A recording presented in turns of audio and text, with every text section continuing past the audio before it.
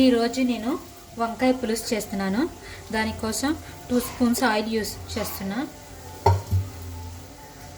Oil మరిగిన తర్వాత ఉల్లిపాయలు, పచ్చిమిరపకాయలు, కరివేపాకు ఫ్రై చేస్తున్నా. ఇవి ఇలా వేగిన తర్వాత వంకాయలు వేసుకున్నాము.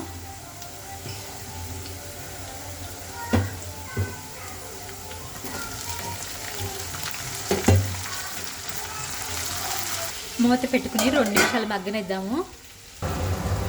ఇప్పుడు మూత తీసుకుని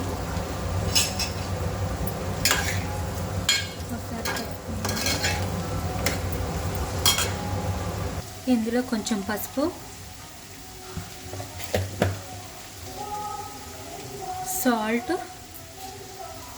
కారం వేసుకుని మంచిగా కలుపుకుందాము.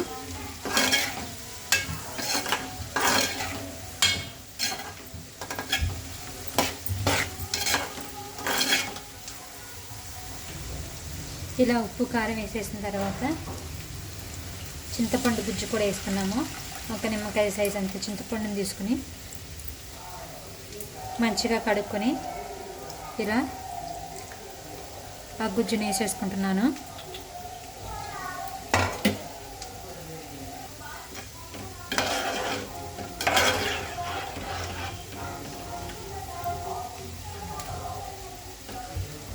ఇప్పుడు కొంచెం నీళ్లు పోసుకున్నాను. పోసుకుని మూత పెట్టుకుని ఉడికించుకుంటాను.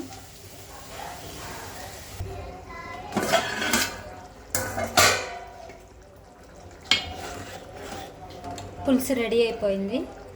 ఫైనల్గా కొంచెం కొత్తిమీర వేసుకుని దించేసుకుందాం.